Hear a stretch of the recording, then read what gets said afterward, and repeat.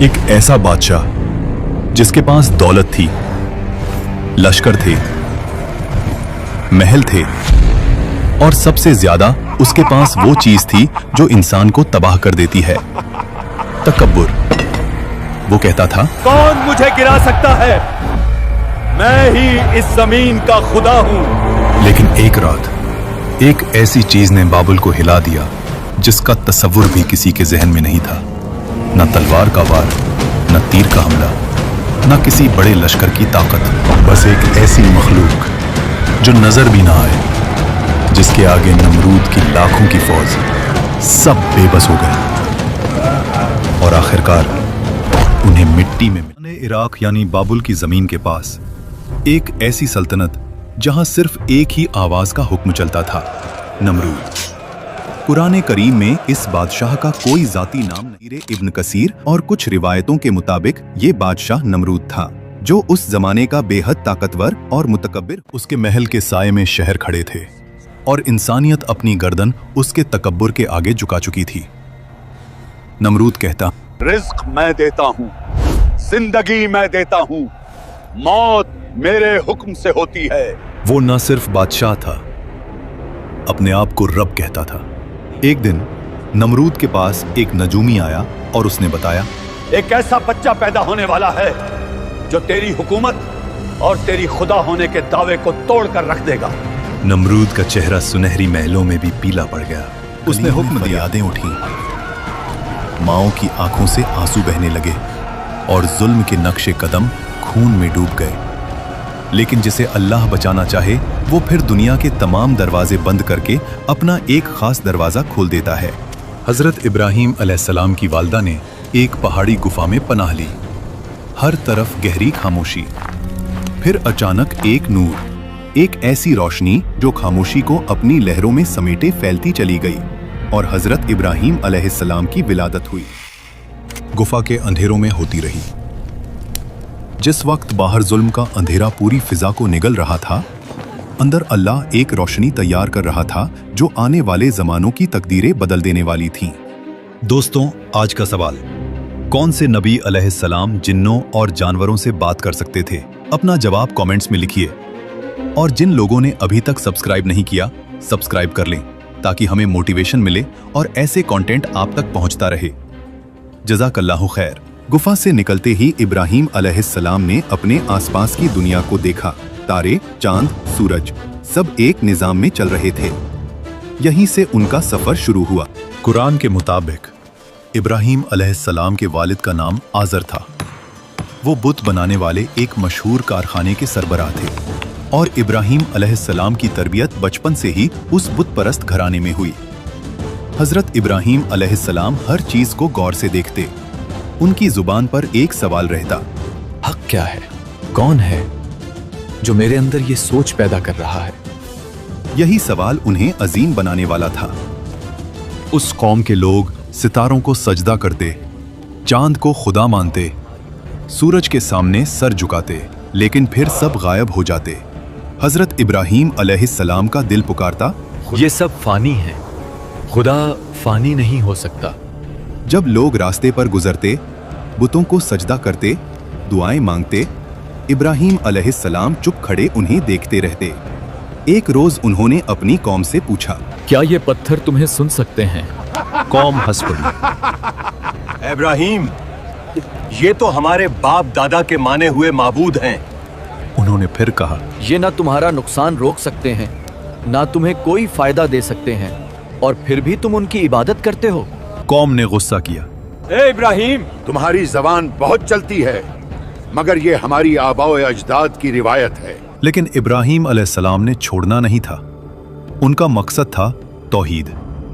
देर रात तक दिन भर इब्राहीम अलैहिस्सलाम हर दरवाजे तक जाकर लोगों को समझाते रहे, तुम्हारा रब वो है जिसने आसमान, जमीन, सितारे, सूरज सब कुछ पैदा किया। मगर बुत परस्त कौम का दिल पत्थर था, उनके बुतों की तरह।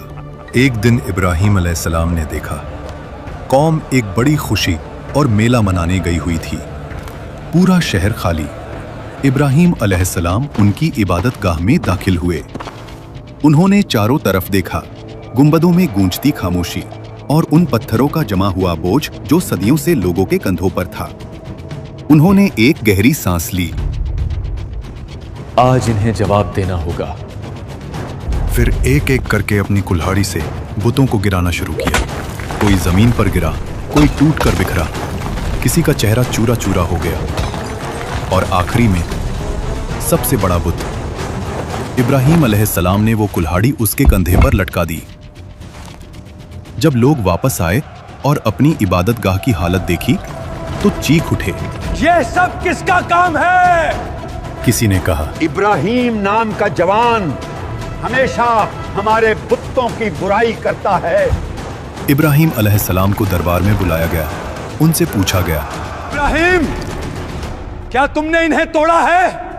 उन्होंने जवाब दिया, जब ये सबसे बड़ा बुत सलामत खड़ा है तो उससे पूछ लो, शायद यही बताए किसने बाकी बुतों को तोड़ा।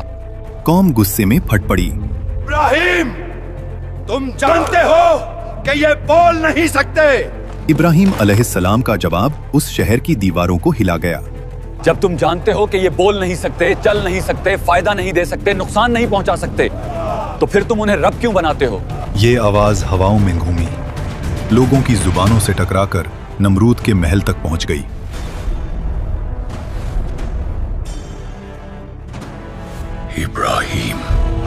इब्राहिम अलैहिस्सलाम को नमरूद के दरबार में लाया गया। आज यहां कोई आम मुलाकात नहीं थी। एक तरफ ताज, तख्त, लश्कर, जंग, दूसरी तरफ एक अकेला नबी, मगर दिल, अकीदत और यकीन के साथ। नमरूद ने गुस्से में पूछा, तू मेरे खुदा होने का इनकार करता है? इब्राहिम अलैहिस्सलाम ने नरमी से कहा, मेरा रब वो है जो जिंदगी देता है और मौत देता है। नमरूद हंस पड़ा। ये काम तो मैं भी करता हूं। फिर उसने 2 कैदियों को बुलाया और एक कैदी को माफ कर दिया, दूसरे को मरने का हुक्म दे दिया और बोला, देखो, मैं भी जिंदगी और मौत देता हूं। लेकिन फिर इब्राहिम अलैहिस्सलाम का एक जुमला तकब्बुर की दीवारों को तोड़ गया। मेरा रब सूरज को मशरिक से निकालता है। अगर तू खुदा है तो इसे मगरिब से निकाल। दरबार जम गया, हवा तक रुक गई, आंखें तक फैल गईं। कुरान कहता है, काफिर बेहाल होकर रह गया। नमरूद का तकब्बुर पहली दफा हिल गया। सच हमेशा 2 रास्ते देता है, या झुक जाओ या जला दो। नमरूद ने जला देने का रास्ता चुना। उसने हुक्म दिया, सबसे बड़ी आग जलाओ जो इस जमीन ने कभी ना देखी हो।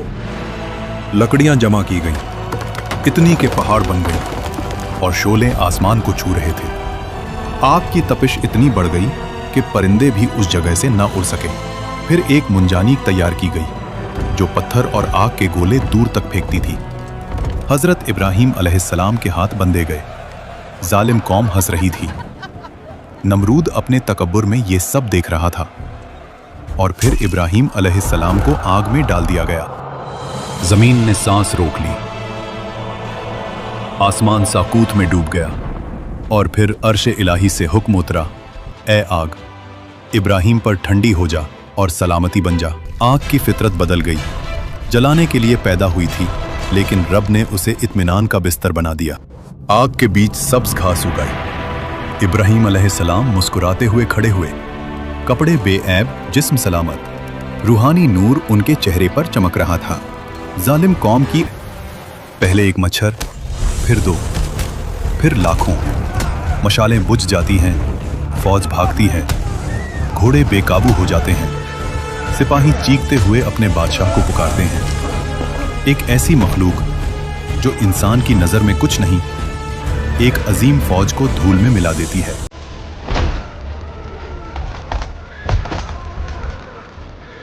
नमरूद भागता है, अपना चेहरा छुपाता है, लेकिन एक मच्छर उसकी नाक में घुस जाता है। दिमाग में दर्द फैल गया।